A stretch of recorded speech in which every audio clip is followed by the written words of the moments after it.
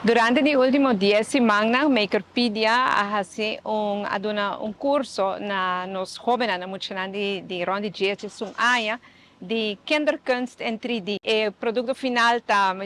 superhero que nang traha, dos figurin que nang pora traha, na mes a desenhar, na mes aprende de 3D printer e combinar com arte na mes pora pintele maneira que na desenhar.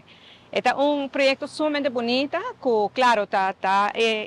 inculcado em nós muitos de Trampancaba, espírito de inovação, inovação através de tecnologia, através de arte, está lançando criatividade e está demonstrando que o que não põe na mente na gente, na mês por construir, na mês por criar, e isso é algo muito bonito. A mim está felicitar Peter e Tess, que o projeto assim bonito, aqui me agradeci maior, para 10 mais largo, a 13 na Yuna, e para bem grande, na nos inovador, ng young, joven, conhecendo na Aruba, na tour, é na que participar, cultura bonita obra na que na atraha.